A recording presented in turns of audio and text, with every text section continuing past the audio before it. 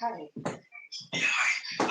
What do I click? The page that's coming up to me. I don't see a place where I could login. Just click on that link I sent you. Yeah, I did. You open something says go live together and then it says no. Just go live together. Should I send it again maybe? Let me send it again. Okay, yeah. Let's see. Okay. All right. Okay.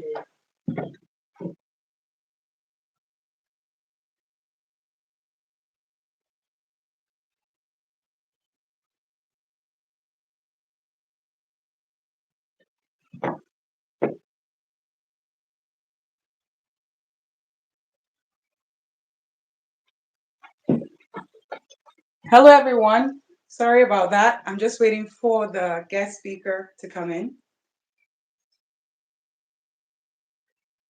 Let's see.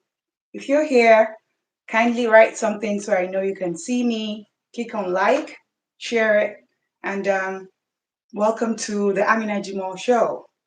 So I'm just trying to see if Mr. Rahman can log in because he just called me because he was having some difficulties to log in. I do see Abdul Razak, one of our AGF executives. Thank you for being here. If you're not writing anything, I wouldn't know you're here. So I do see Mutiu, my personal assistant. Welcome. Good evening, he said. Good evening, Mutiu. So if you're here, kindly write something so that I would know that you're here and give us a thumbs up. And as we wait for Mr. Rahman, kindly put down your questions so that way we can go through them and ask Mr. Rahman and myself about the questions that you all have. And it's Friday. Thank God it's Friday. I hope everybody is enjoying their Friday. And I'm enjoying my Friday. As you can see, I'm here. Alhamdulillah, I give all praise to the Almighty God. And in everything we say Alhamdulillah, right? In everything I say Alhamdulillah. Alhamdulillah means we thank God. So I do respect every religion and I do respect everyone over here. But as you all know, I always like to identify with who I am everywhere I go. So it's not a religious platform, it's just a humanitarian platform. However, the solid foundation we have starts with God. So we find ourselves reminding people about that every time. So as we wait for Mr. Rahman, I'm just trying to see if the links I sent him, let's see, I've not seen him here yet. He should be joining us shortly. Thank you very much. I do see all of you coming in. Just kindly put down a comment, a thumbs up, so that way I know you're here. And if you can hear me, do put that in. So that way we'd know as we are waiting for our wonderful guest speaker to be here today. Jumat Mubarak. So let's see. All right, let me just check one more thing.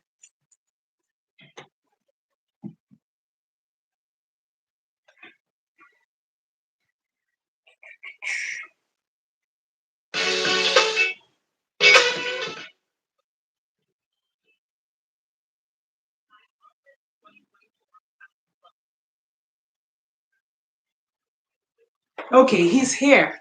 So wonderful. Thank you all for your patience. So we do have Mr. Rahman here. Yes. Welcome. Yeah. So it's great having That's, you yeah, yeah. It's here. my pleasure to be here. Thank you.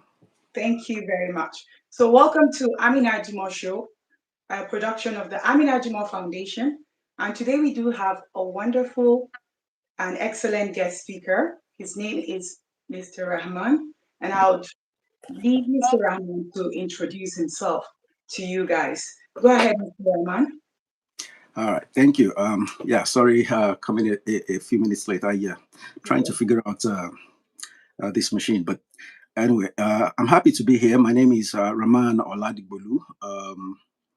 I'm a filmmaker, a storyteller, basically, and yeah, live here in Boston and make films both here and in Nigeria.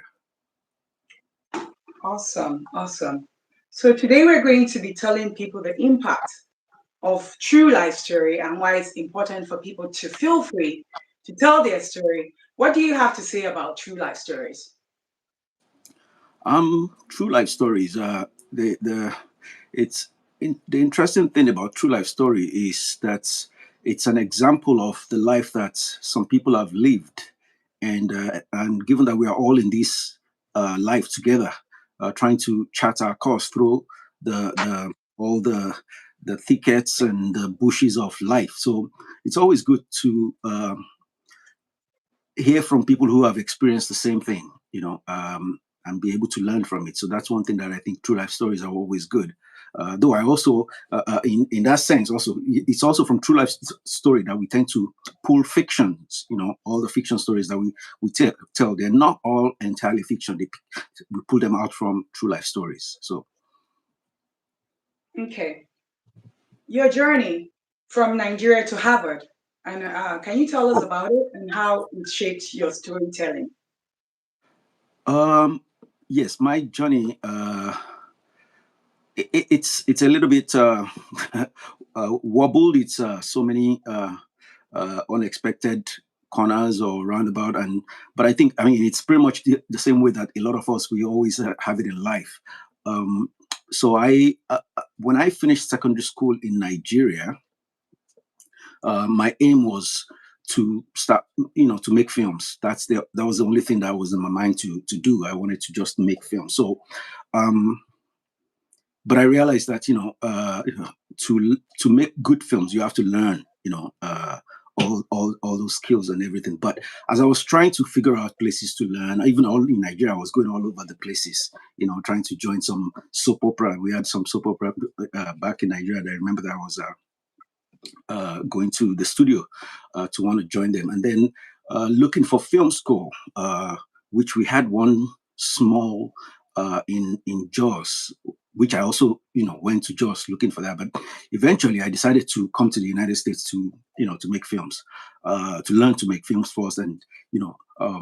So I was hustling to get the U.S. visa, and as you know, what they call the almighty U.S. visa. So I was still in the process of trying to procure one. I was applying to several schools here in the United States and trying to, but then all of a sudden I had an illness that knocked me down for some time, and that came from me being a sickle cell. I have the sickle cell disease, and it's something that it's unpredictable. You don't know when it will strike, and at that stage, it wasn't something that you would be thinking about. You just were just thinking about, just come out of secondary school and you're just thinking about life and what you want to do in your life. And we don't have the understanding of the sickle cell even at the time, as we don't now. So it was something that you don't expect as something that will just come out of the blues like that. And the experiences that I've had in the past were just like you have a pain in the arm, in the chest, in the legs, and things like that. You be down for a week or 2 weeks, and then you're back on your feet with treatments.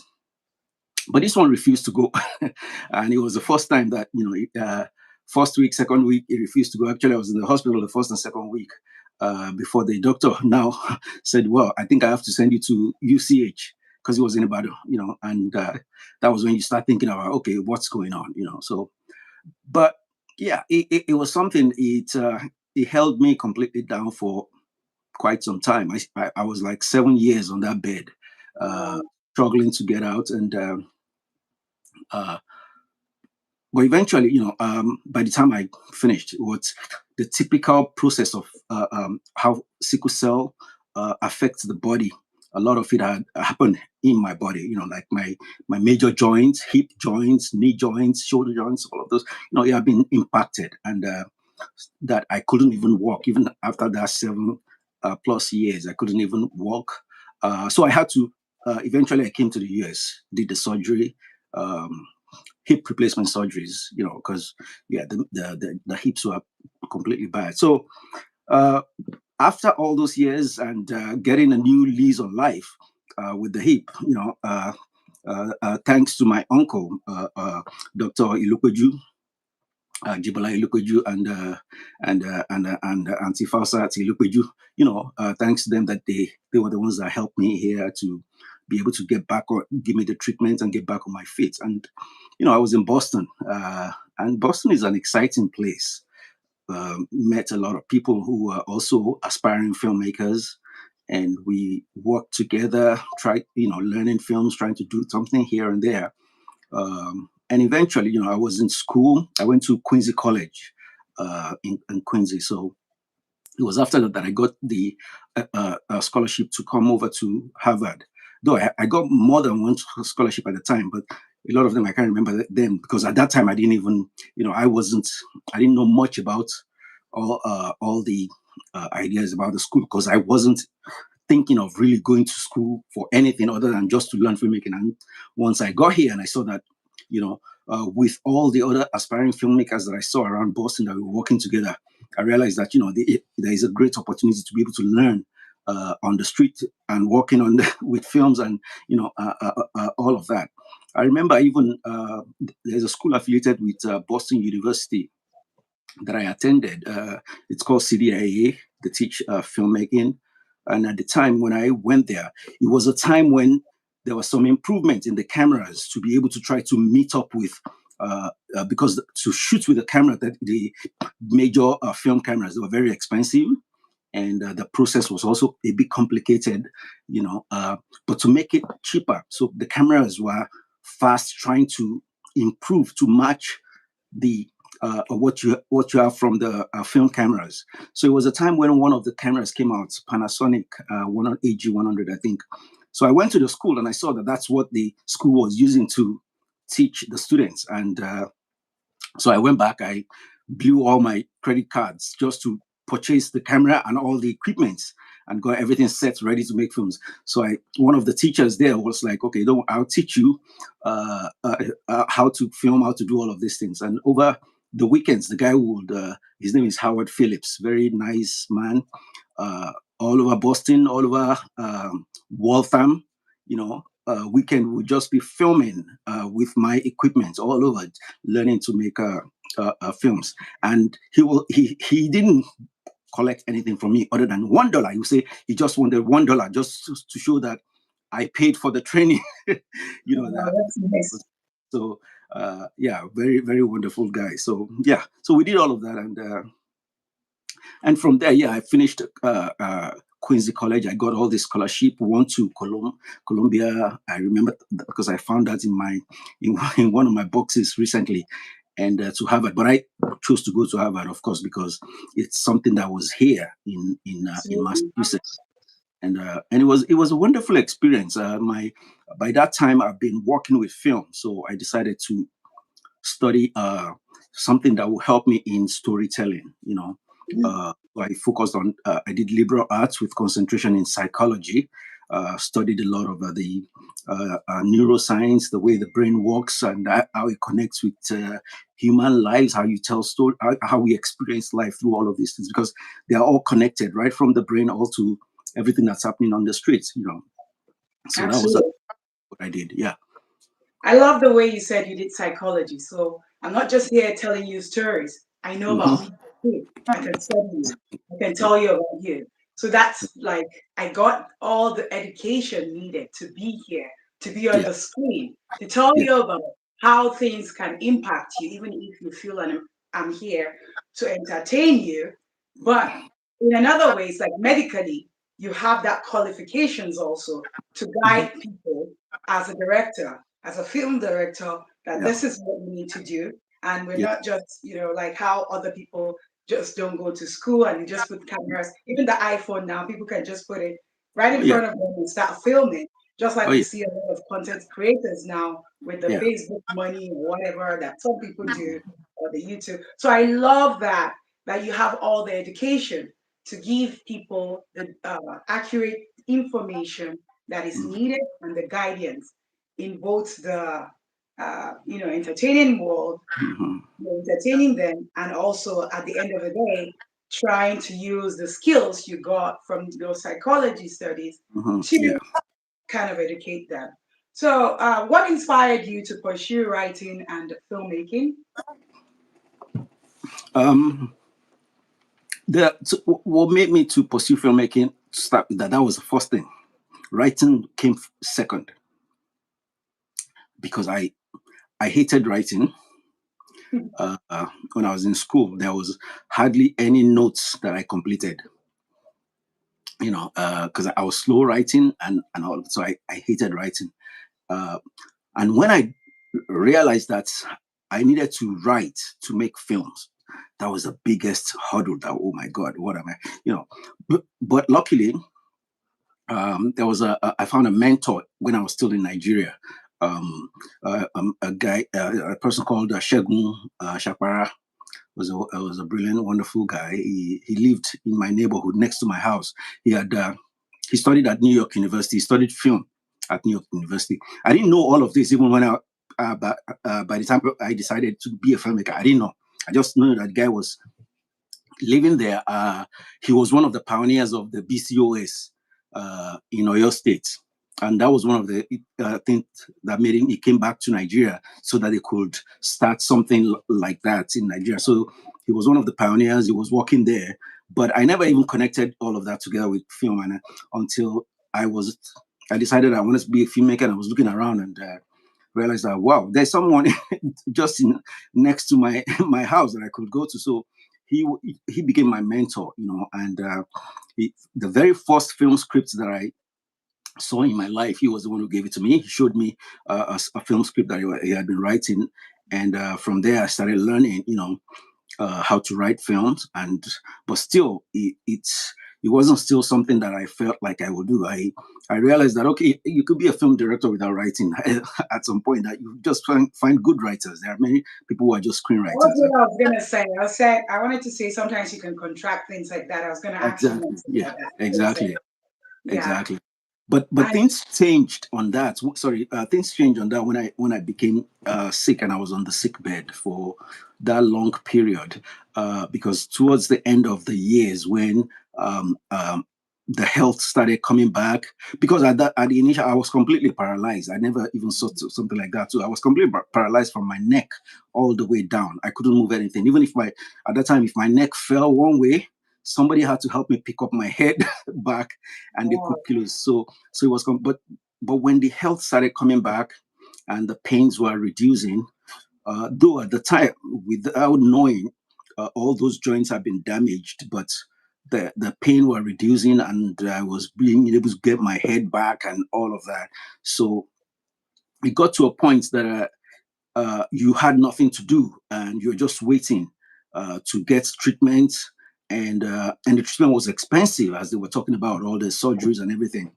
I can But there imagine. was less pain, but I couldn't walk. I couldn't do. I was just fixed in the place. So that was when I started to keep a journal.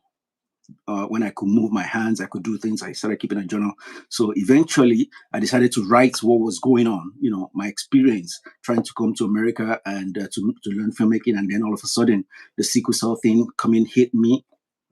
So I started to write because that was the only thing I could do there. So you Uh, turned your pain into, like strength, and yeah. you were resilient enough to say, although this is happening, but Hmm. I'll, like I just said when I came in, I said, with everything, I always say Alhamdulillah wherever I find myself, and it's Absolutely. all praise to the Almighty God.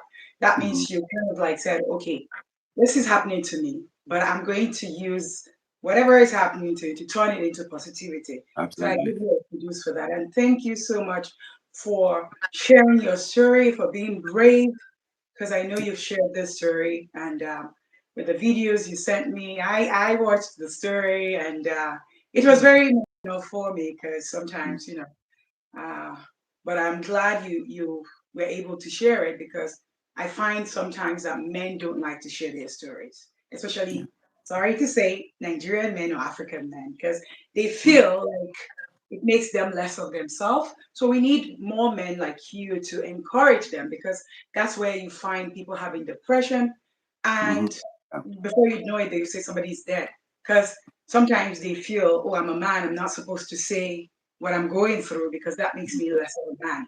And yeah. I want to tell every man across the globe that is watching me today that do not keep silent. Yeah. Depression is real. Yeah. If Yeah. there's Absolutely. something Absolutely. going on, speak up. Hmm. People sharing their stories sometimes helps them too. And it helps Hmm. other people that Yeah. hear the story. Yeah. Sometimes I've shared stories where people would say, oh, Excellency, her story is like my story. I was just about to do this to myself. And then I Hmm. heard her own story, and I think mine is even better. And then that gives them hope to Yeah. keep going. So Yeah. people are like, oh, this happened to you too? So it's Mm, like, no. Like before I would come here and tell stories, I didn't know Yoruba ni aye, mi ò mọ̀ pé ayé wà. Àfìgbà tí mo bẹ̀rẹ̀ true life story. yeah. Until I started telling true life stories, before I Hmm. started hearing about voodoo, I didn't know about things like that before. About people getting married, how people would do kaya mata or whatever, that even men are doing it to women. And I was like, what? That you just find out that you got married to somebody without even knowing how, and later on you have your senses and you get mad about it. Yeah. So, and people getting, in different kinds of trials. That was Mm, why when I was telling your story with the other video that says how Harvard, something about how Harvard made me tell my story, how Harvard gave me a voice.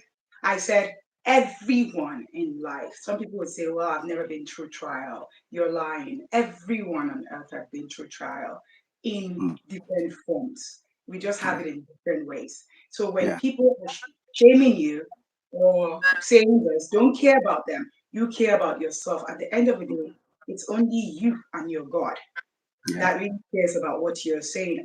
In as long as you're not hurting anyone, Hmm. go out there and don't make whatever you've been through make you Hmm. be a bitter person. Look at you now. You used your pain to do other things. 7 years being sick, and you were still pushing. They didn't Mm, give you the visa. I listened to this. I'm going to make more videos from the video you sent me, but I didn't want to take too much of their mm, time. That's mm. why I cut it short. But Okay. the way the embassy refused, and you kept going saying, well, I know my rights, Kana, and we have to keep going. I'm already here. And Yeah. we have to have this interview because I already paid for it. You Hmm. know, sometimes I always say that you don't have to be rude, but there are ways you can pass your message across, and that's called boundaries. Because, yes, I know my rights. This is what we're supposed to do, and we Hmm. need to do it. So Yeah. sometimes people get intimidated because people think they don't know, what they have to do. And coming from two backgrounds, I know you come from the American culture and the Nigerian culture, and I'll greet you, or you're laughing. Mokinyo. So, You. so I know he's from Oyo, so I'm greeting him because Thank I you. know he's from Thank you. the. Yeah. So those things kind of like make people mute. What would Mm, people say? Why do you have to care about what would people say? After all, Timonwa Nilara, their own is in their yeah. body. Yeah. Yeah. So they are Yeah. just hiding it. Sometimes you see people with makeup and all that. Some people are really going through hell Yeah. and you don't know it. So that's why sometimes you see all these NBA players or whatever, they commit suicide Mm, because people mm, think they're okay because they're yeah. rich. But Yeah. no, sometimes Yeah. depression hits you in different forms. Yeah. So care about yourself. And I come from two backgrounds, and he comes from two backgrounds, like we say, the American and Nigerian culture, which is the African culture. In Africa, most people don't care about their mental health because they think, Mhm, oh, if I say something is going on, I'm sick. No. Or if you mhm, tell them see a therapist. They feel it's kind of, I'm not cuckoo, I'm not crazy. You don't have to Yeah, be crazy. It's just, they call it talk therapy. You're talking to someone, just like we're doing with yeah, you right now. yeah, You pay to talk to someone. Sometimes they don't tell you what to do, but somebody listens to you. So yeah. that's the difference. All It's a right. it's a So it's a good point. why Uh, true life stories though? Why did you go into true life stories? well, first, let me say what you said, because you said very very important things that you said about how people need to um, be open with their stories, to dig into what's going on, and be able to understand and be able to share, because the problem we tend to see is that everyone is going through the same thing in some ways, in some different ways, and when you keeping yours to yourself, and for the sickle cell community especially, uh, being someone with sickle cell, I never, even in Nigeria. First, I'll say the period that I was on the sick bed, that period of 7 years, that was the time that changed me. Hmm. It wasn't really Harvard. It was more like when I got to Harvard, it was like sharpening the tools that I have picked up since I was in Nigeria. At the time, and it was a wonderful experience, more than anything I could imagine. It blew my mind. A lot of things that I experienced when I was there, but my everything changed for me when I was on that sick bed. The perception of life, uh, Hmm. of what I want to do, of how I see life, how I see everything. It changed from when I was on that sick bed, because as I mentioned, I think earlier in the other video, that I started seeing things, everything through the individual human mind, rather than just the society, the way things are constructed in the society, realizing. And that's how you learn to see that everything in the society is also constructed. And when you see that people's being worrying that, oh, I don't want to say something so that they don't think I'm crazy, and so society is crazy completely in itself. So society is crazy, everything is crazy. uh Absolutely. just find your own and be able to share, and be able to live a good life, and Like part of it is we're sharing. about to say, sorry to cut you off. We're alasho. We Yeah, ọ̀pọ̀lọpọ̀ ni wọ́n what you are don't wash up on. What I said here is a lot of people have clothes on. Some people would even have the Rolex, and you don't know they're really weary. It's like a mad person. So yeah, don't care about who is saying what, and hmm, care about yourself, yeah, like Mr. yeah. Rahman just said. Go ahead. So yeah, so it's very important for us to be able to pause. I think it was at the end of the time, I felt like it was a wonderful experience, actually going through the illness and being able to turn around to be seen. Well, because I started seeing that everything we do in life is based on the mind, our human mind. There's nothing that you do that doesn't come from there. But the problem is that we don't understand that mind, and we don't turn around to pay attention, to want to learn about that mind.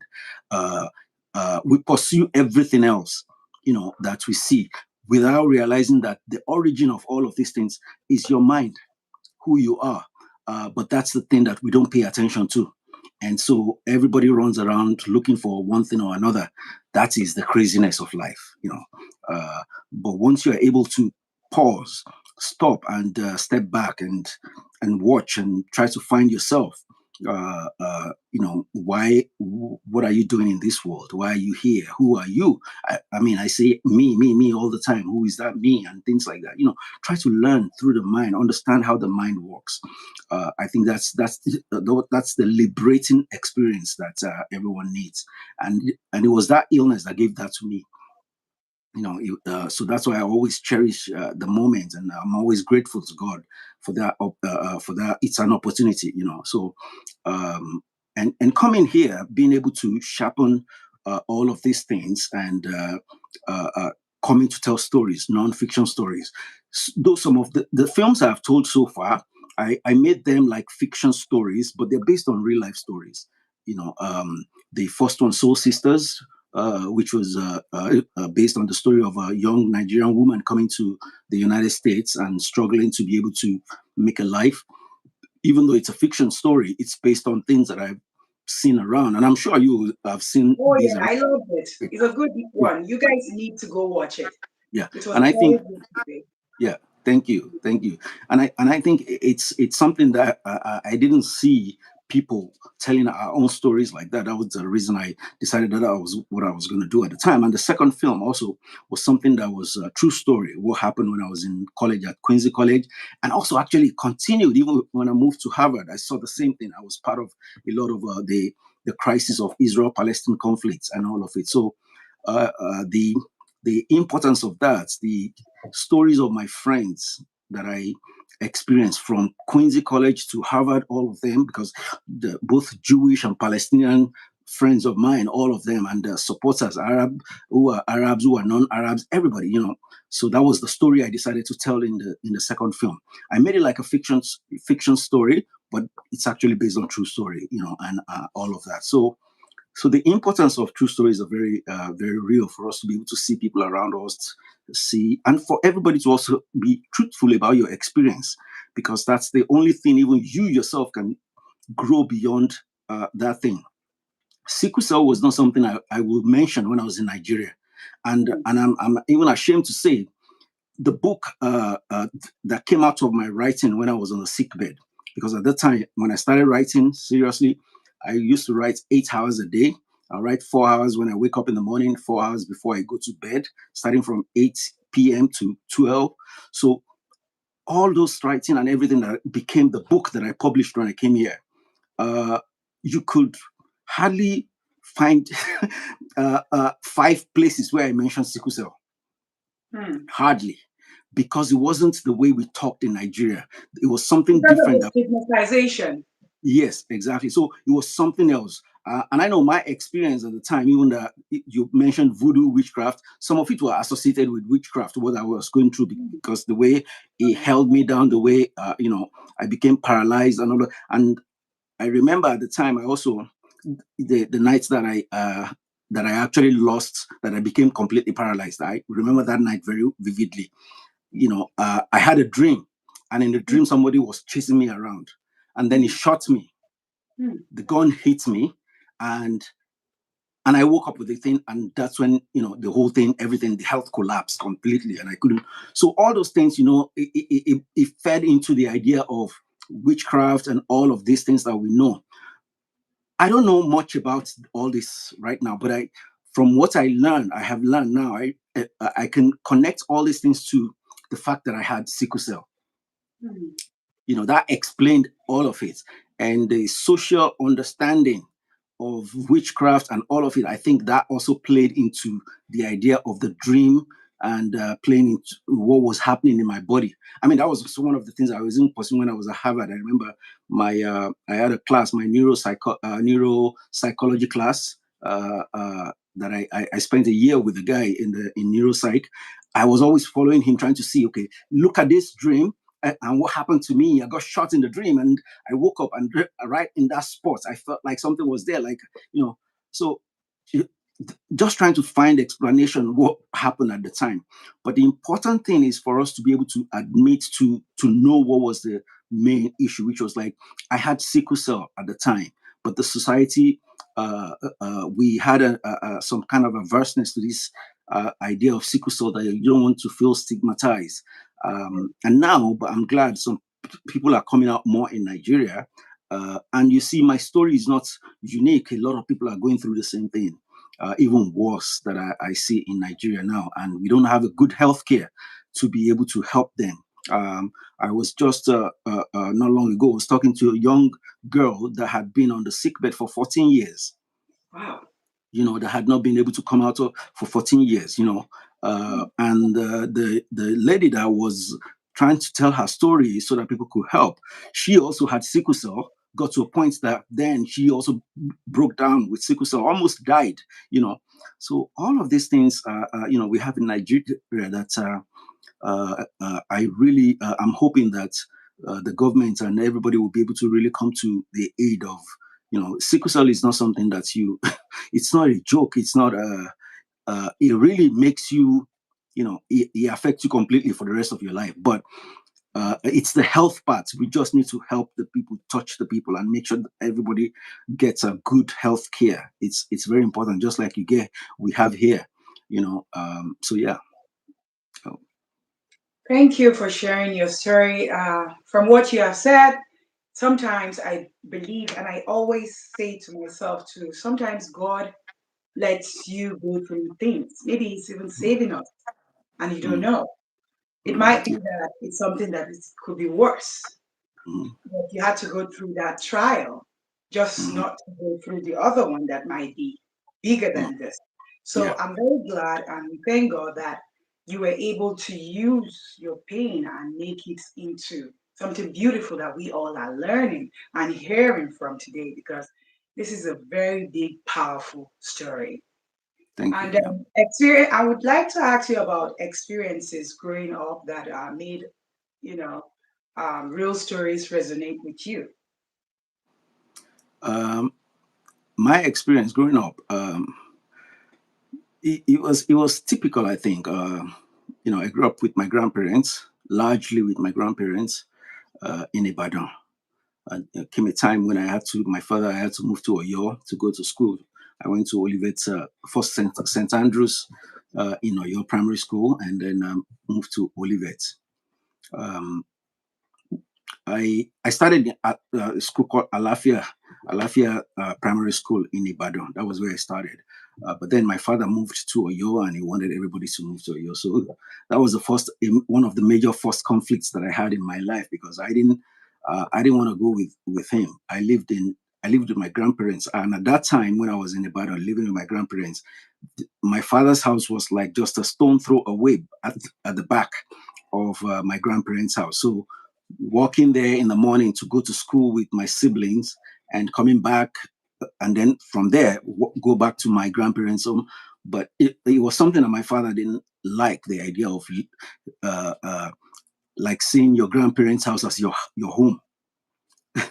But for me, it was home because that was where I grew up. Everyone there, so it was home, and we battled that when he moved to Oyo and forced me to come to Oyo and go to school. I changed school. I went to St. Andrews and then Olivet Primary School. I mean, sorry, Olivet Secondary School, which was all the schools were great schools that I attended and. Been helped me a lot along the line of my development. But yeah, my heart was still always with my grandma. You know, though I, Mm, I I enjoyed the time that I was in Oyo, and it was a good opportunity because it also helped me to be able to connect with my siblings. Every one of us, we all know each other very well. Given that my father married many wives, which was typical common. So, but one thing about him was that he always liked all his children to be in his own house. He never wanted all. So all of us, we grew up there. We know each other. We understand each other and all of that. But at the same time, I'm also trying to run away back to my grandmother's house, and so that was a challenge that I dealt with from my early life. Even at the time I was on the sick bed towards the end, that also came up, and but that was life, and I'm glad we are here telling it. a story about it there. So I heard you say you came from a polygamous family, correct? Yeah. So I'm glad that your dad was able to raise you guys all, together to know each other. Because then you Mm, find some dads you don't even mm, know. Some people yeah. having No. children somewhere, and at the end of the day, these kids end up marrying each other and not even knowing that they're siblings. So kudos to him Oh boy. for Yeah. doing that. Mm, And sometimes people will say, "Oh, are you now saying you're for polygamy or what?" I'm not saying that. I'm just trying to give kudos to the man for making sure that the children know each other. Because you find families whereby, yes, you look at your son and you're like, "Oh, I don't know you," and they're like, "I'm your sibling," and then it looks like you're being snobbish, and yeah. it's not like you're being snobbish. It's because the person who brought you guys to the Yes. world, who Hmm. introduced you guys. So I Yeah. think lots of I've heard a lot of stories. I think a lot of men need to work on that, and I guess women are doing it now too. They say it's the man that cheats, like women say, but it's the woman that gets scared of DNA. So, oh Lord have mercy. Yeah. So I beg everyone that is listening to me, if you have children, please don't let them commit atrocities. Let them know each other. I'm not Yeah. saying I'm for polygamy, and I'm not saying you should go around, making people pregnant, but I'm just advising Yeah. because it's getting messy out there now, whereby Mm, you get stories and people are even pregnant for their own siblings. That's mm, crazy. mm. So we need to do better. This Yeah. generation is scary. Yeah. I don't know Yeah, what. and the connection is important. So even though Yes. I was always struggling with my father with that, but that connection is what made me today. When I was on the sick bed, it was my siblings that were taking care of me. You know, Wow. I know with my uncle who was like the nurse that was always there. We call him Bami. He's my father's older brother, but he was always the one next to we were always in the same room, sleeping in the same room with me, uh, paying attention. If I moved a little bit in the night, he was the one who would wake up like, what's going on? What's going on? But then also my siblings, they were all the ones there, uh, doing all the dirty work so that you can imagine when I was there, washing me. They were, so we had a very strong emotional connection with one another, love one another, and and that's it. I give kudos to my father for making sure of that, which is you know all the amazing people that if I had been away, that I wouldn't have known, and it would be difficult for us to know each other well enough like that. So yeah. Kudos to him that you guys are not, Yorubas to say Omo Yausa. Omo Mm, Yausa, I think I'm not too good with the Yoruba, but I like to say it. It's like siblings that are not, with each mhm. other. I mean, God Yeah. not make us be Omo Yausa because it's I really mean, not a good experience. You find out that parents have suffered to keep siblings together. And when life happens, some siblings start misbehaving sometimes. So and some people stay together. So we all pray to always be together. And yeah. I'm glad that they were able to help you during your trial because sometimes Mhm, it's during the trial that some people run away from you and mhm. even family. And then Oh, yeah. you're like, whoa, is this what this is? Is this who Mhm, you really are? So it was a very good, lesson learned that I've heard a lot of people say, oh, I don't connect with my step. I don't even know my step. But you've been talking about this with joy, like, I had them and this is why I'm glad that mhm. this happened. So we thank God for that. Yeah, And I thank God. And thank God. And I know that using the word step is a English word to be able to. We are not step. We don't say ourselves. We are, we are brothers and sisters, and if I can take this opportunity, actually, today is my sister's birthday. Uh, oh, happy one birthday, of sister. What's one her name? Let's give her a one of my shout out. sisters, Saudat Aziz, Mrs. Saudat Aziz. That's her name. Today is her birthday, so I say happy birthday to you. And my one of my brothers also had a birthday yesterday, Fatai Oladigbolu. Yeah, so happy birthday to you all. That's one thing Happy we celebrate. We, birthday to we the celebrate two all of the time you. now. Yeah, yeah. So And uh, yeah, so we're all one together, yeah, and that's how we've been carrying on even since my father died. We've all been carrying listen, on like that together. may our Um, Judgment be his home. May he be in paradise. yeah. Okay. What are the challenges that you face while telling true life stories? Um, the challenge is when because so far, what I have done, though I'm doing a documentary now based on um, the selection process of the Alafin in Oyo. That started when the past last Alafin Adeyemi III. May God bless his soul when he passed away, and the process began to select the new king. So I thought it would be a good idea to kind of like document, how that happened and be able to also go into history of the selection process and everything. So that was something I've been working on. Uh, Awesome. as So base, are yeah, you from yeah. the royal family?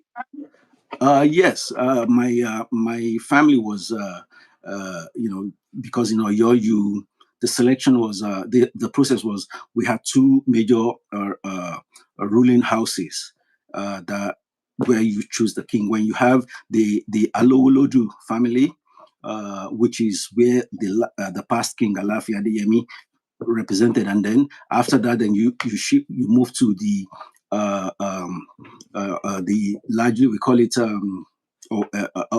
Oladigbolu. People like to say Oladigbolu, but there are so many people within that, and so when that started, yeah, Oh, yes, you, right? things. I'm greeting the way they greet the royal family, like you say, "Kábíyèsí o, kádé Thank pẹ́ you, lórí, kí bàtà thank pẹ́ lẹ́sẹ̀ o, ọmọọba nìmí náà." So I'm just nice. kidding. I said Thank I'm also from a royal family, so we're all greeting each other. So you. kádé pẹ́ Pleasure. lórí. Thank you. So yeah, so it was the process. My many of my brothers were part of the race at the time, and then all the others, my cousins, all of them were our cousins, because even though the house, we have the house, as I said, Agunloye is what they call our own, and then we have multiple other families, just families within that Agunloye, which Oladigbolu was also one of them. So like the Alafin, the peak now is Owade, the Alafin What Owade. does Awade means? I don't know what that means, so you can tell Um, me. Owade, what I we can translate that in Yoruba or ade, kind of like a Awade is respect. like a crown, right? Yes, the respect for the crown, the Okay. crown honor, all things like that. We can translate it. But Owade, the family itself, is a part of the Agunloye, which is the second from Alowolodu, and it's Alowolodu and Agunloye. And within that Agunloye is where we all are. So Owade was the name of Alaafin Shinabola Oladigbolu. He was the first one who used the name Oladigbolu.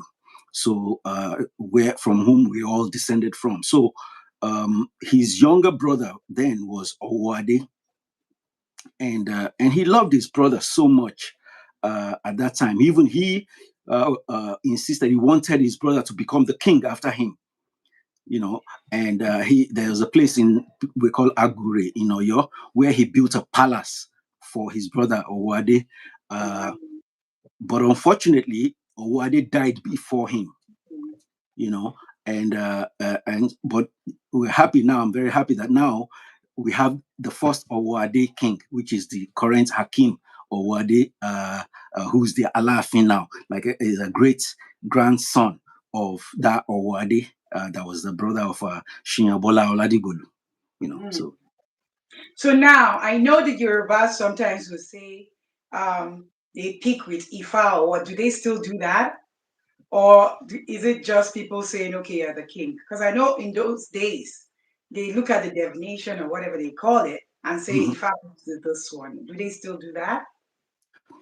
Well, according to the story of the selection of this, the Alafin Day now, we were told from the governor uh, that it was through Ifa that it was selected with Chief Abimbola, who was the Ifa priest that did the process at the State House in Ibadan.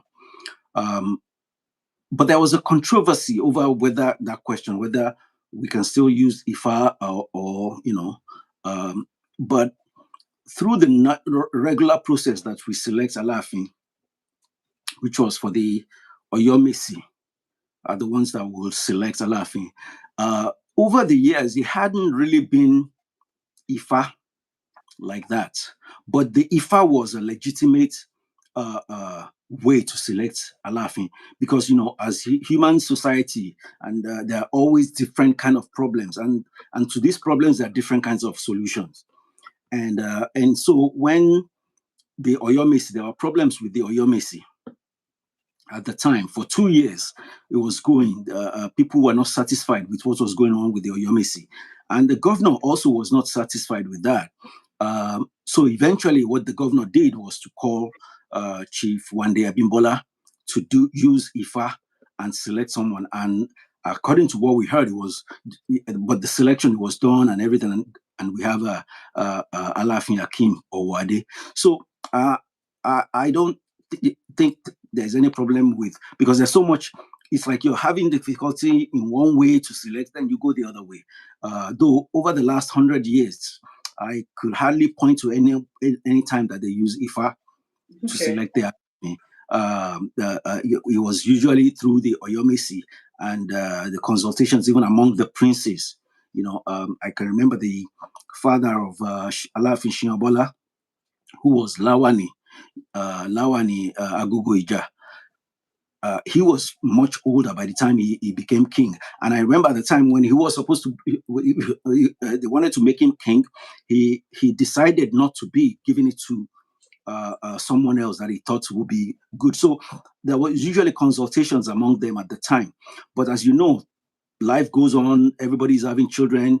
The number of children from different, everyone who tend to grow larger and larger, and being royal family, we are always seen as someone.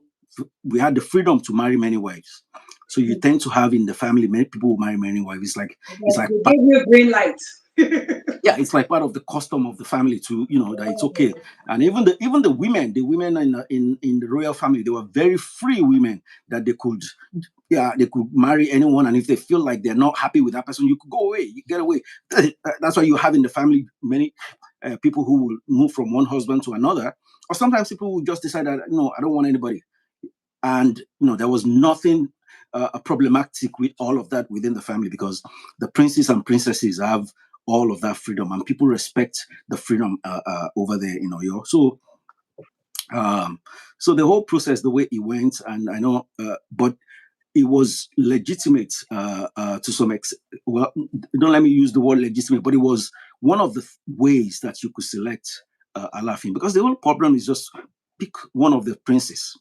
That's Let's not the go into the political part of it. yeah, Let's leave yeah, that through that story. We'll get to that one some other time. yeah, Nigeria is a very controversial place, so yeah, yeah, let's stay away from that part for now. And yeah. those who are watching and don't know what IFA is, what is IFA? Ifa is the um, well, that's a big question. I don't think I can I can I don't answer. really, I've been thinking, I'm like, I'll uh, just say some. probably maybe one of my executives will help because I have some people from your Oyo and they've been greeting you here too. They're from Oyo. I have some Thing. AGF executives from Mm, there. So probably Abdul Razak might know what IFA, how to explain yeah, what IFA is. If Abdul yeah. Razak or any one of you, if you can help me, because I Mm. don't know how to No, kind if of yeah, explain what that is. But I know when I watch Nigerian movies, they say, oh, if I pick this one, if I pick that one. But these yeah, days, I don't know if that's what they do. That's why I asked that yeah. question. Yes, Ifa is is the like the center of the Yoruba tradition. It's what holds the Yoruba tradition together, and in a way, I said that I might not be able to describe everything, because yes, how am I going to be able to comprehend completely and I explain think we on got a hope. Okay. but you see, it's all Okay, of the go things that we do. Yeah, all of the things that we do as Yoruba people are centered on this Ifa. And when you talk, even religion, I know people will say religion, Ifa is a religion. But in a way, the way I see it, yeah, Ifa is the religion. You're looking for religion, it's there.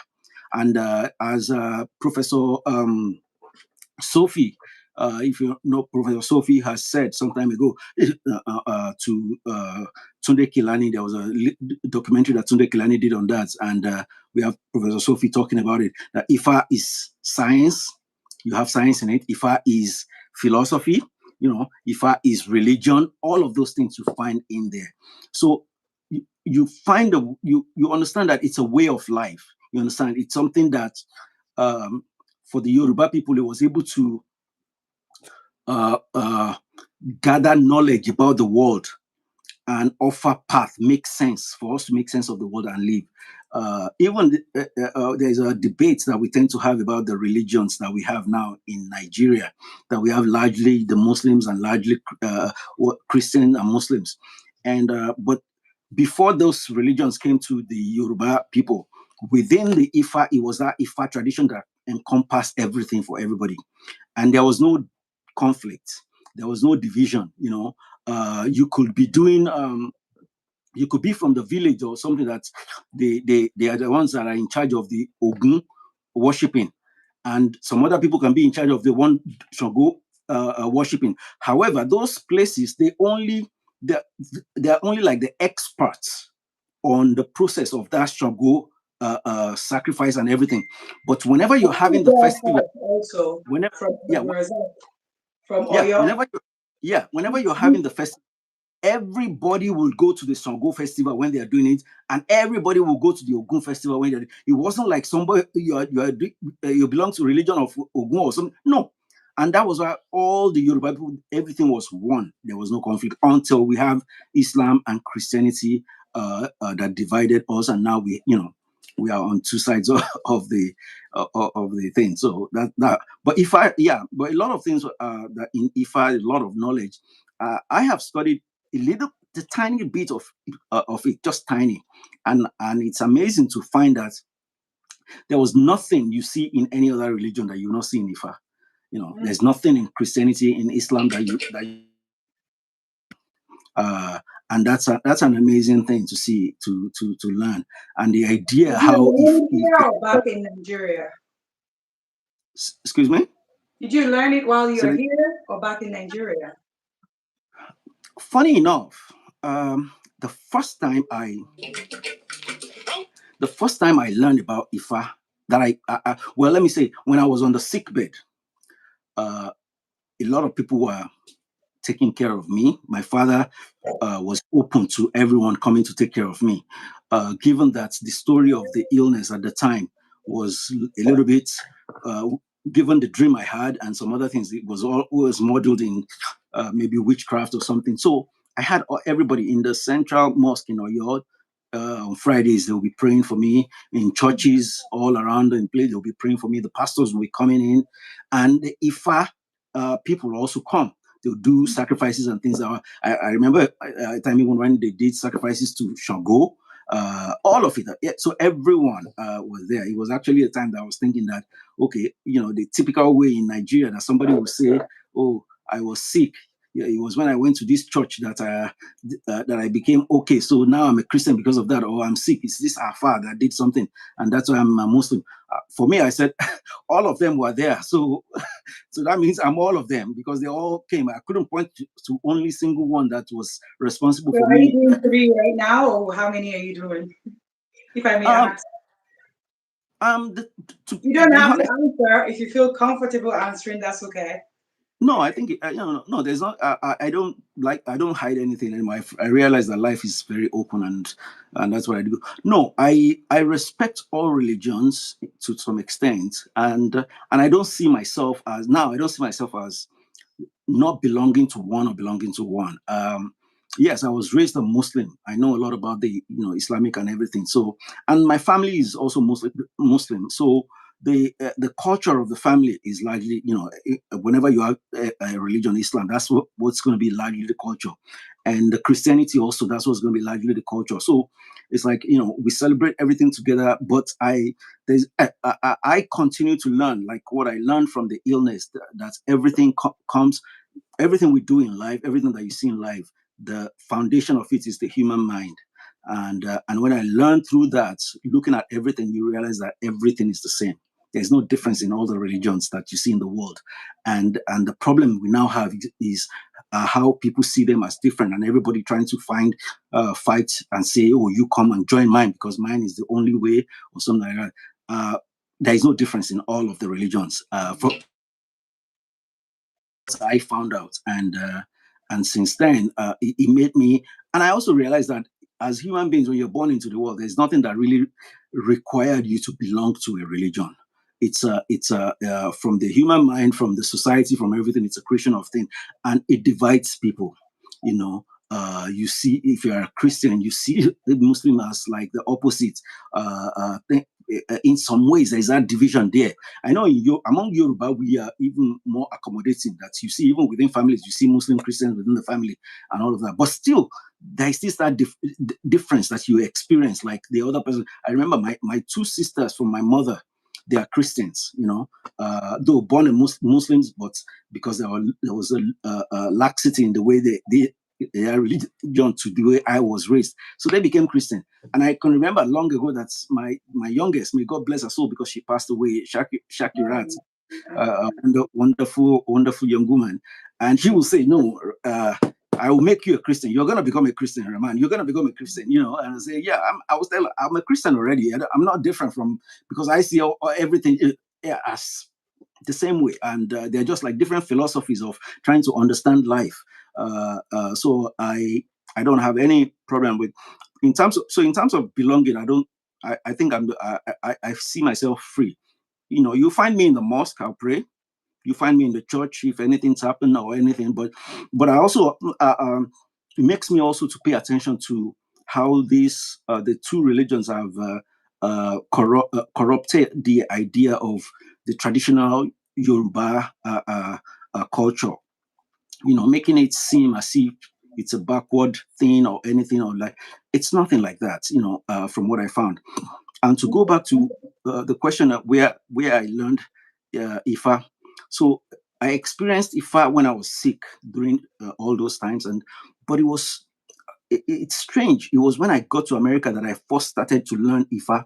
I remember walking into a library in my school and I picked up a book, and that was the first time I started reading about Eshu and realizing that Eshu is not what the way we think Eshu was completely different. Wow. Not, and that's the idea that I found out in an American library is,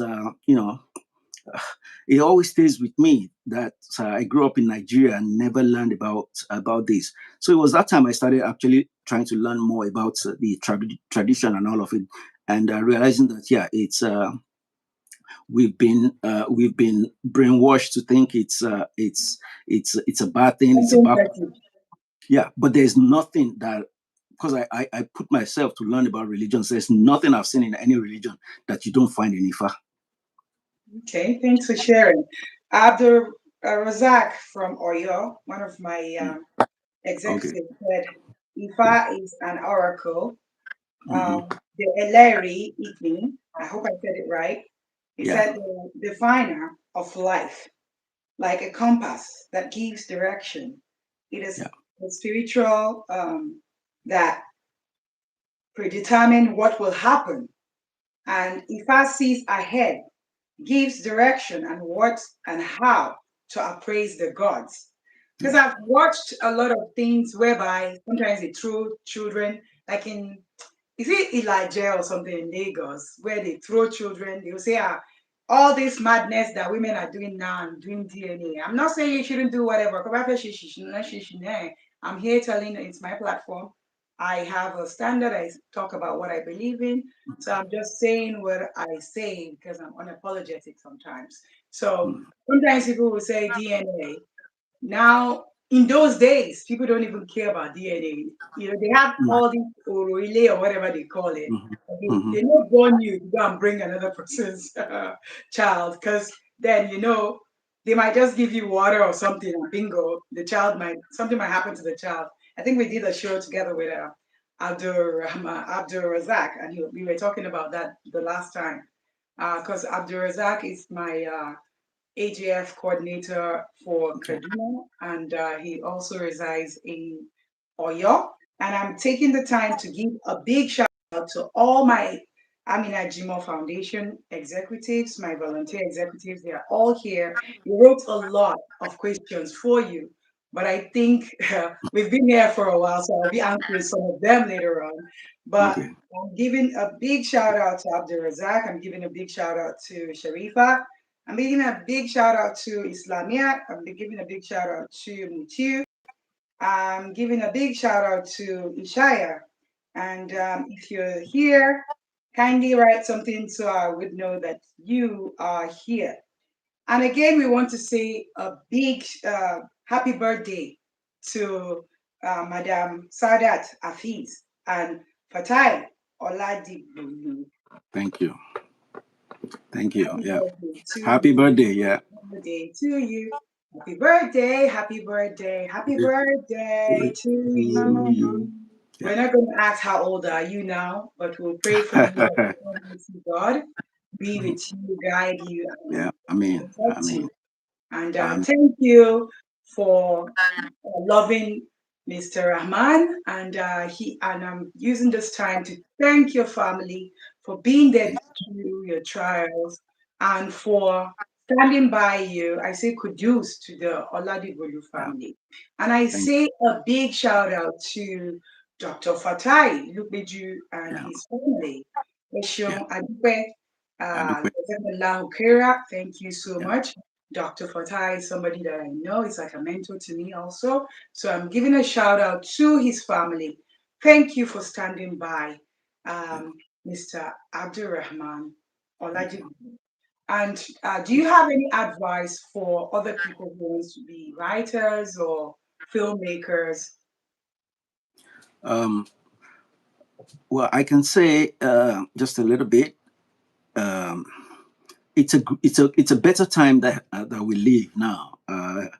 If you want to be a filmmaker, the opportunity is really there, even to learn. If you don't, anywhere you are in the world, you can.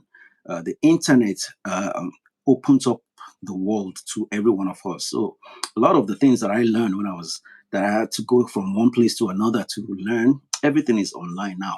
But of course, in filmmaking, really the practicals is the important things to go out and film and shoot and watch a lot of old films, a lot of the films that people are making. Watch it uh, with eyes more than just the regular audience going to enjoy a film.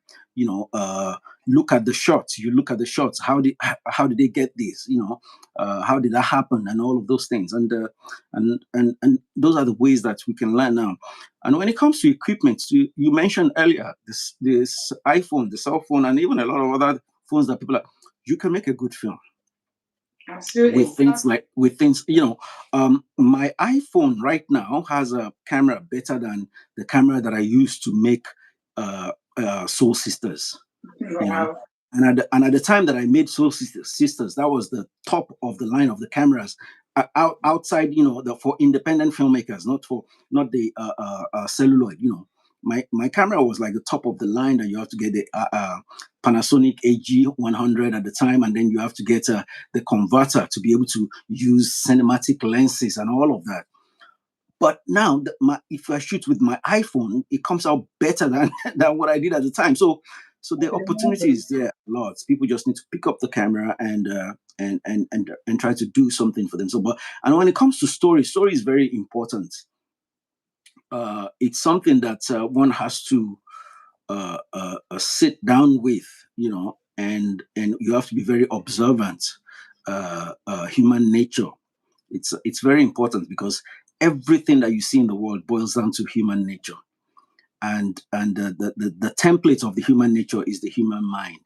You know, understanding all of these things make you understand the behaviors that we have, and I am hoping that storytellers, as they've always been, to be able to help the society, people in the world, to understand how we relate to one another. Because uh, uh, from the point of view of the society, typically how we relate to one another is they are seen in how do I say, in a perverse way, not in a right way. And but filmmakers and storytellers in general can be able to tell these stories and let you see and make you understand the context, because the only thing important in life is relationship, the relationship with one another, relationship with the world that we live in. Those are the supreme importance that we have to be mindful of. And anything that divides us, people have to be careful of that. I always tell people, no, I don't care what religion you belong to, but don't see other people as lost because they are doing one thing. There is nobody who is lost in this world. Everyone is trying to live a good life. Even when you see people who are being doing something that you think is negative, is not. It's the circumstance. Everyone, you try to, we always try to help each other. We always try to connect with you. It could be you. I've been in institutions that I've done crazy things, bad things, and all of it. And how do I explain it? It's not because I wanted to do those crazy things, those bad things. So storytellers are able to always bring this, and that's one thing I've learned. And I think everyone, anyone who wants to go into to that direction should be mindful, knowing that what you're doing is something that's impactful in the world. Look at all the mythologies that we found.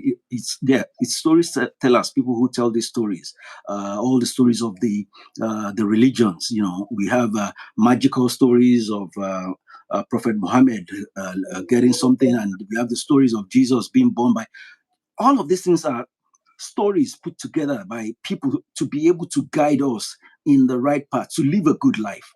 You know, and storytellers have that responsibility to be able to understand the mechanisms of all of these things and be able to share it.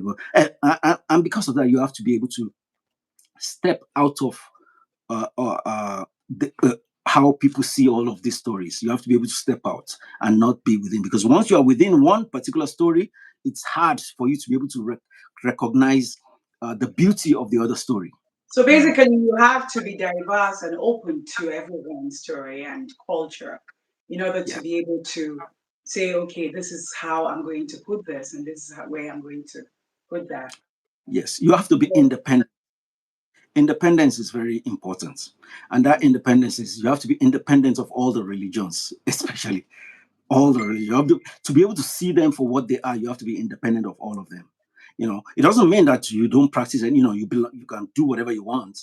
But you know that you have to be independent of all the religions to be able to see them well. Because if you're within, one of the things that I'm always grateful for in my education, though coming from Oyo, and my experience during the time that I started realizing all of this that I've been coming, because I wrote my first that book. I wrote it pretty much in all of them in Oyo before I came here, though I published them here. So, but when I got here, the education that I have here also helped me. I can remember some of my professors that uh, we treated the religions, the scriptures, all of them. Like I remember a class I call world literature. The book is about 2,000 pages, copy of the book that we use, and it contains everything, including passages of the Bible, passages of the Quran, passages of the Bhagavad Gita, and a lot of other. So when you look at through all of them, we are able to step out and treat them like literature, and be able to understand how these stories are useful, what they're trying to say. And if one is going to be a storyteller, I think it's important to be able to understand all of that. But if you are emotionally within one alone, it's hard to see what's good in the other side. If you see someone who's like within, if you're within Islam completely, and you think all of it is, emotionally tied away, it will be hard for you to see the You Christians have to as have like an open mind to be able to accept exactly other people as and being let able to other Mhm, people be, exactly. And if and you're let within them have the Christianity, freedom yeah, of what they want to talk yeah, about, the freedom of who they really are. Like I always say on the platform that this is not um, the Amina Jimoh Foundation has nothing to do with religion because it's not a religious platform. It has mhm, to do with humanity. However, I always say that God is my pillar here because that was mhm, all I knew growing up. So I yeah, always help with that. But I try to avoid the, oh, I'm Muslim, I'm Christian, because sometimes I'll post prayers sometimes on Facebook and some will come, is this a Muslim platform? And sometimes if I quote Bible and they're like, is this a, I might cut the crap up and just get the message. Like, yeah, can't we just listen and just go with the flow? So, yeah. thank you so much for My bringing pleasure, all man. of that together. And I give a big shout out to Stanley. Stanley is the AJF coordinator for Lagos State. And I give a big shout out to Nicolene Walters. She is AJF coordinator for the whole of South Africa. So I'm giving you a big shout out. I know I gave other people a shout out. Ishaya is the coordinator for Gombe State and Adamawa State. And Sharifat is the coordinator for Abuja FCT and Oyo. So we're treating Oyo. So Akinyo, Oyo Alafi. Yeah, And thank you. I know Abdulrazak is also in Oyo, but Abdulrazak is the Kaduna State coordinator and he's also a PR person for the whole of the Amina Jimoh Foundation. And who else am I forgetting here? Mutiu is my personal assistant for Nigeria. And Abdul Mumini is also a personal assistant for Africa. So I greet all of you. If I've not mentioned your name, it's because I'm not seeing your comments. So if you're here, I greet you. And somebody said, I think it's at CJKDINOF. She's beautiful. I need an African queen like you. Yes, you need to go to Africa to get one, or you can find them here in America. Thank you And so much for please the give compliment. please give greetings to my father, our father now, the Alafin Akim Owade. So, Please, yeah, Akínyìn o, uh, Kadi is you. Kábíyèsí o, kádé pẹ́ lórí, tí bàtà pẹ́ lẹ́sẹ̀. I hope That's I'm it. saying it right. Yeah, Okay, we're greeting the palace, we're greeting everyone, we're greeting all the royal people, and we're greeting everyone that has been here. Ọ̀yọ́ mo kí yín o, mojúbà fún ọmọdé, mojúbà fágbàlagbà o. mm, Kádé yeah. pẹ́ lórí kí bàtà pẹ́ lẹ́sẹ̀. Yorùbá mi dáadáa ṣùgbọ́n mo ti kí yín dé ibi tí mo ti That's mọ̀ good. pé Yeah, that's like sometimes my father would say my Yoruba is funny, but I'll say the idea that we need. So at least you understand what I'm talking about. yeah, So yeah. is there any form of encouragement that you give to people who hesitate to share their story? Um, the encouragement is to tell them to tell their stories. People need to tell their stories because even for you yourself as an individual, it's the first step. Because the most important thing in life is for us to understand ourselves. If we don't understand yourself, we just live like leaves being blown around in the air, and not really making decisions for yourself, what you want to do, how you. So it's important, and telling your story is part of it because you learn from other people. It is only now I have a group that I'm part of in Boston here of sickle cell community. Actually, to be honest with you, it was when I joined this group that I started getting the courage to be able to talk of my experience and talk of Wow. myself Big as shout having out sickle. to them. What's the Yeah. name of the group? It's at the Boston Medical Center was that organized the support group, and so we formed the group, and then we also moved ourselves onto WhatsApp, and we discuss all the time, and so it's important for us to tell our stories, because you'll be surprised how many people are going through the same thing, Right, all right, again. right. Okay. I'm trying to look at other questions that we can pick. I'm not going to address all the questions that people are asking, so I'm just speaking some things here and there. Okay. And lessons you hope the audience will take away from what we've talked about today. Um, I think every the audience is made up of a diverse group of people that everyone has their own unique ways of seeing the world, and what I would say is just to absorb, for everyone to absorb what we're talking about, the stories we're telling, everything about it, and be able to find a way to go beyond your own area of your point of view of looking at the world. And I'm hoping that I'll be able to open up people's perspective and being able to see, because there's beauty in the world. There's an amazing everything we do. Even the idea of going through illness as I did, there's something in it. I mean, that's where I come out and feeling like it's a wonderful time that I experienced, even though it's very painful, it's very damaging to the body. But of course, every one of us, we all know that, believe that the human mind, how we live, is supreme to the body, and it's important to be able to care for people who have these all kinds of illness, so that we can be able to cope with living in the world and being able to enjoy what the world has to offer.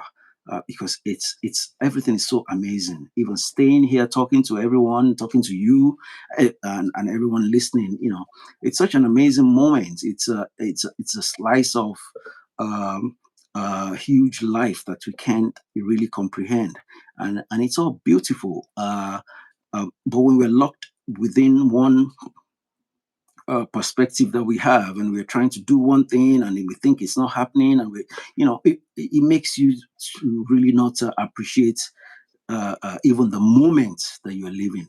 Whereas, so I hope everyone can take away that opportunity of being able to be Okay. open. And After that, ask a question, but it's too sensitive, so I'm not going to read this question on air. I would have our Amina Jimoh Foundation doctor, Dr. Cynthia, answer that for you. Sorry about that. I do not feel comfortable asking that question. And how would you say, like, the Nigerian American heritage and your Harvard education shaped your stories? um,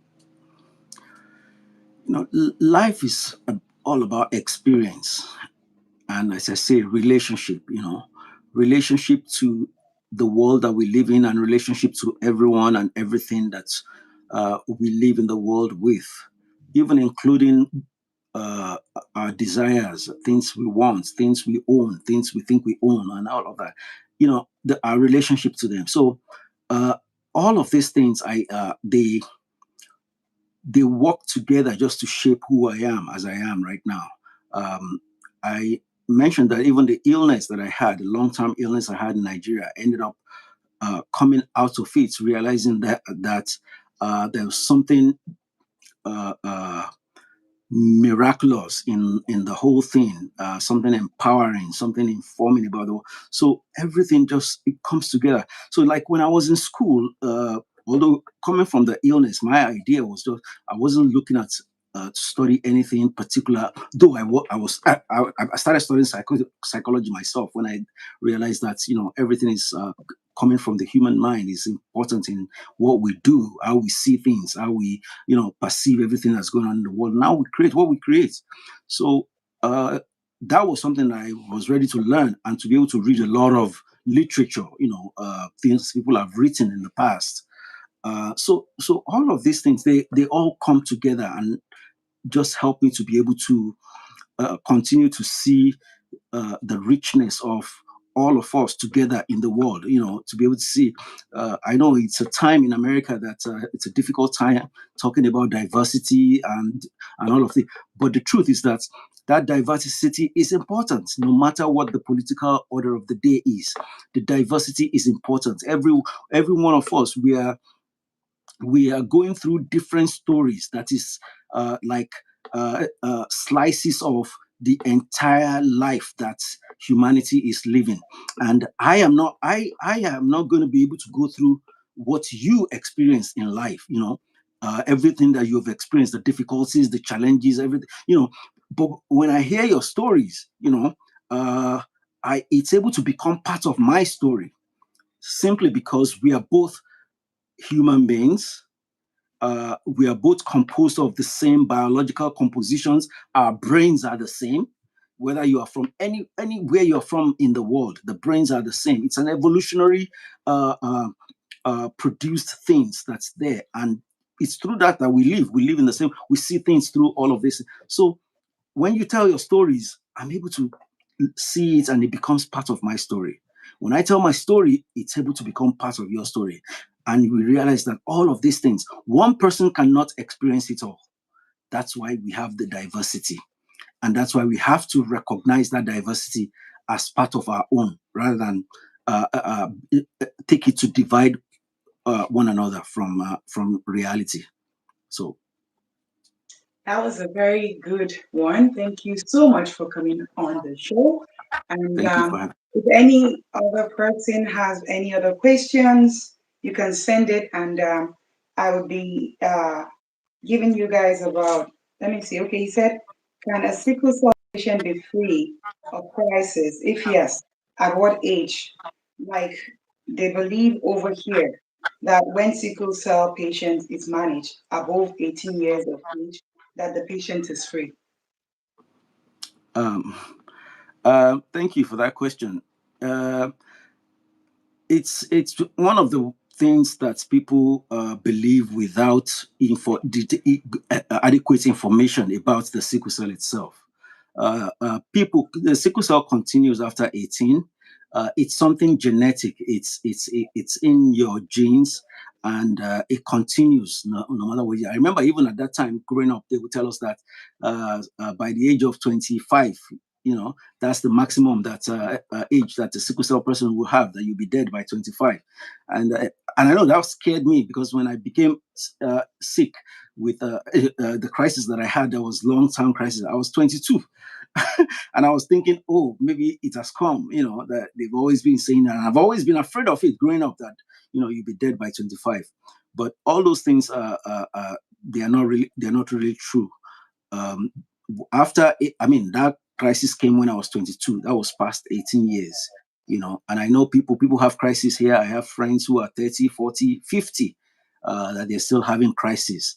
I'm happy the medical healthcare that we have here is being able to make efforts to meet all the challenges that we're facing. Though, yeah, there are Bless still America, yeah, I would there are still say. obstacles. Yeah, there are still obstacles that people are facing. There are even some of them racial obstacles that people are facing here in America, given that it's only largely black people that have the sickle cell. So that problem is still there. But uh, can't compare the opportunities of healthcare that we have here to what people have in Nigeria.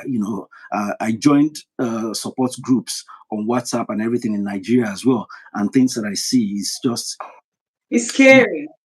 yeah, It's scary, scary, and I know I disappointing. always say that. Well, before I go into that, I want to do a disclaimer. Whatever we're talking about here, we're not your doctor, we're not your therapist. Hmm. We're here because we're giving you free education. We're sharing this. We're not taking any dime or any cover from you. Like I said, it's a non-profit organization. Nobody sends money to me. The little I have is what I use to do my impact in the society and also give back to the community by God bless having you. all the outreach programs. So I've never heard anybody since 2008 that this Amina Jimoh Foundation has been established, give any Mm. cover. So I want to just put that out there for those who, the naysayers sometimes. And whatever advice you decide to take from whatever we've said today, I'm also saying with a disclaimer that we're not your doctor, we're not your psychologist, we're not your therapist. We're just Mm. here to educate you. So I just want to make that clear. And Yeah. so that going forward, you choose to be here, you choose to listen to us. So Mm. it on you to be on the program, and whatever happens during the program or after the program, it's also a disclaimer that you chose to be here. So thank you so much. My And pleasure. is there any other thing you have to say before we round it up? Because we've been here for a Yeah. while, and thank you for taking your time from that busy schedule to be here.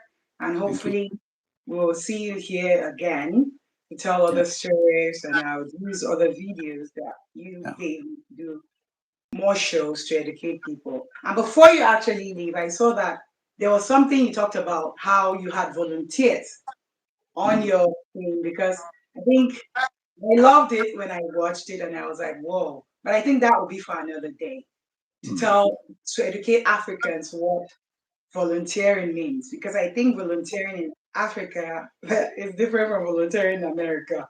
So Yeah. we don't have time to go through that today. We're going to bring you again to educate people on that. And thanks for all you do.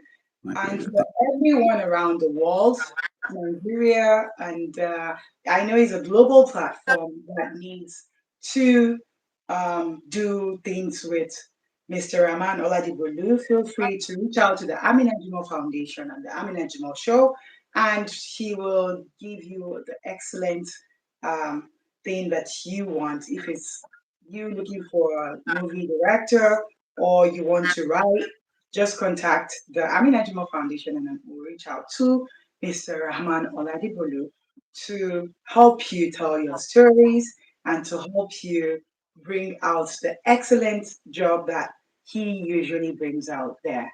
And like he talked about the Soul Sisters, go watch it if you've not watched it. I'm still going to watch other things he sent to me. So make sure you look out for more of his production and be out there to support all the things that he does. Thank you so much and have a My good pleasure. one. And Thank you God very much. bless you. Thank you very much. I thank you very much for having me here. It's a wonderful opportunity, and I'm very grateful. And thank you to all the audience who take time out of their daily ventures and to be able to sit here and listen. And everyone who will be watching it later on and all the time, I thank you very much. Thank you. We thank you all, especially the Amina Jimoh Foundation volunteer coordinators. All of you have been here all through for over 1.5 hours. I say kudos to you for all you do because I'm not there, but they do a lot of things everywhere. They have outreach programs in Nigeria, and it's like I know Nicolene is here from South Africa also, but they are always good. I don't know Yeah. how to thank you for always helping humanity, but I say kudos to you. And it's only God that will bless you because it's only you that knows what we go through every day to make sure that other people are happy and to make sure that other people are safe. And I say a big kudos to the security experts that go out there sometimes to find out about people's cases. Like the sometimes it's not a domestic violence platform, but people come with a lot of domestic violence stuff. And Ishaya Goni, who is also a Nigerian police, takes his time to find out from other units, even if it's not there, about how we can rescue these people sometimes. So I give a big shout out to all of you. I've made mention of all of your names. If I did not call your name, is because I did not see you here. So thank you so much for every one of you and keep moving. And remember, as I always tell you guys, that change begins with you and I. We cannot sit down and blame the government. Sometimes they have a job to do. However, we also, as citizens, we need to try to change ourselves. Because sometimes, uh, like when I went for the Amina Jimoh lunch and other events in Nigeria, it made me see other things that I have not seen. Because Yeah. with all this empowerment I do, the only ones I witness are the ones that I do here in America, or we've done a lot of financial, like monetary empowerment this week on the Mm. Facebook. Some people will say, "Why are you giving people money on Facebook? They're lying." Well, long, Allah. I don't care. That's left to you and God. My own thing is I do it and get out. If you're cheating God me, bless. it's your problem. You know, if you say not, you don't have this, and you do not let people who are really underprivileged to get the help, then it's Yeah. on you and not on me. Wọ́n ní ṣoore kó gbéjú kúrò. Wanda yake so ya yi me ake kira sadaka ne ko ya ne ko kuma kana so ka taimake mutum ne ka yi ka cire ido. So sometimes we do things, we do not post them. And sometimes Mm. we do things, we post them. But like I say, nobody controls when I do things because queen will always be your queen and nobody tells me when to post my stuff. So sometimes people are like, oh, we've not seen this from here, we've not seen this from there. We post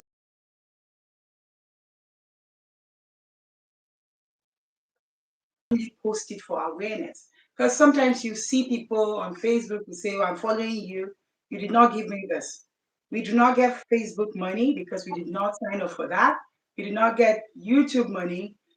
Some people might say, why am I saying that? I love to say that when I'm dealing with a lot of people. Not that I care because I'm unapologetic, but I just like to, set the message straight because so that when I give you an answer, because I always say in Kinshawa, Lolly Lord Mercy, You write anything, I'll give you your answer. So you need to, know what you say sometimes. And hey, we are all adults on this space. So some people will say, oh, yeah, a public figure, you're not supposed to respond. No, that's not how I was trained. I came from a home where I was really loved. So if I'm being half loved, I would notice it. So that's why my cutoff game is very, I don't keep toxic people around. And I'm telling you guys not to keep toxic people around because it's not okay for your mental health. Because people these days gaslight people and people these days will manipulate people. And you find out that life itself sometimes is funny, whereby whether you like it or not, these days you have fake people around. So you have to really be careful about who you communicate with sometimes too, because energy sometimes too affects you, whether you like it or not. When we talked about isolation the other time. Sometimes God isolates you to be able to know yourself, so that you can know about people in your surrounding, to have a better understanding of who the hell you are, so that way you can give the best of you to the society. So in every situation you find yourself, use that to empower yourself.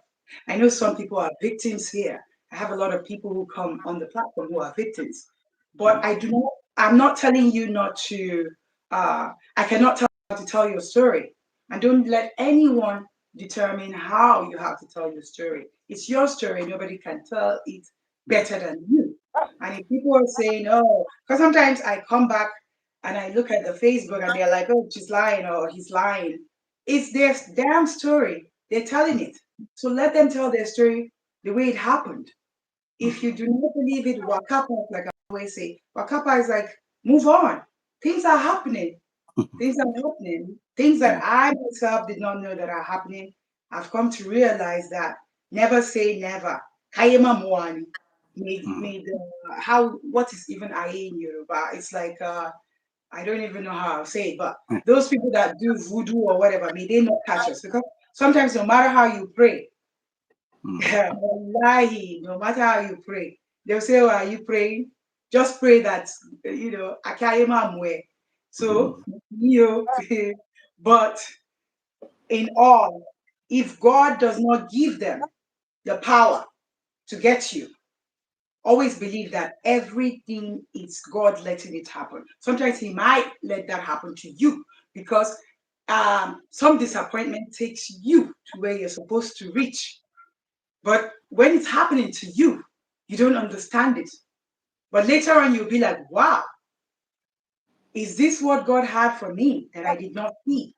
So in everything, I know we are all human, but in everything, say, praise the Lord, like the Christians say, and Alhamdulillah, like the Muslims say. I don't know what Ifa says, but I'm greeting everybody. So I know you guys have been here all through. Thank you, thank you, thank you. And God bless everyone. Jazakallahu khair. And I'll be seeing you all on the next episode. Thank you so much, Mr. Rahman. And you have a lovely Thank, Friday. And everyone have a lovely Friday. Bye bye. thank you very much. If I will say Adupe Folorun. Adúpẹ́ fọ́lọ́run, okay, I'll start learning that. Awesome. Yeah. Adúpẹ́ fọ́lọ́run. Àti ẹ̀yin tẹ́ ẹ máa ń ṣàbòsí. Tó bá wù yín kẹ́ wá bí mi bóyá mo tuntun ń di ifá. Wàhálà tí yín yẹn, mo béèrè ìbéèrè ni. Ìrírí ayé ni mò ń sọ ń bíbà. Tí bá dẹ̀ ń sọ ìrírí ayé, mo gbọ́dọ̀ mọ̀ nípa nǹkan tí mò ń sọ. So, abin da na ce ne wai, wa'yansu za su ce wai, domin me kike tambaya akan abubuwan da ake yi da ifa. What is even Ifa in Hausa? God help me. Abdul Razak, come and help me. I think Ifa can be what's in Hausa. Lord help me. Let me see if Abdul Razak will respond if he heard me. If not, you guys can go and check Google. That's why we have Google there too. Google translation. I don't know how to translate that. But basically, kama abubuwan da ake yi da na gargajiya zan ce wai za su ce wai o yanzu kin zama kafiri, ni ba kafiri ba ce, ni musulmi ce, amma ina nan ina gaya maku wai ina gaya wa mutane abubuwa da ke faruwa, dole kuwa na tambaya akan komi, ko ba haka ba, so da inda ina gaya a kansu na faɗa dalla-dalla. So dalu And ìrírí ayé labarin dunia na gaskiya akukon dumadu, real life story, is what we have just talked about. Thank you and have a good one and God bless. Bye bye. Bye. Thank you very much. Bye, everyone. Thank you. Thank you. So, all right. Okay.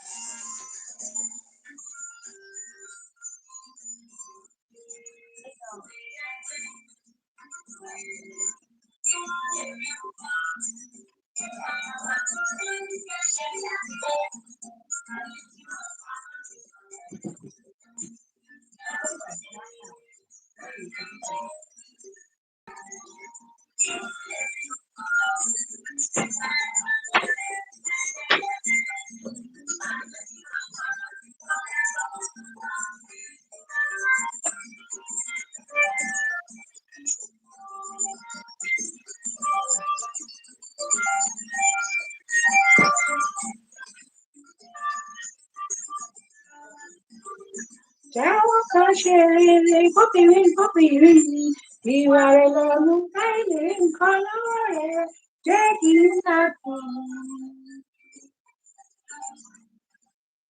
Jẹ́ kí n nàkàn jọ̀kan káyé fẹ́ tó tọ́mọ aráyé àwọn àjàǹfààní tẹra mọ́rẹ̀ ṣiṣẹ́. Abdulrasaq said ìyẹ̀rú ọ̀kín ìjàkadì ìjàkadì tí ó ń jà lọ́fà lójú sí oṣùjú ebe oṣojú poro. I hope I pronounced it well. Oṣogabori Idupe. Thank you so much. Orí mi wú. Thank you.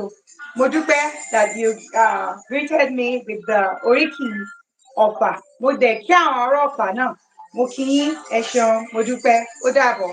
Ṣé Anjuma? Dàlú.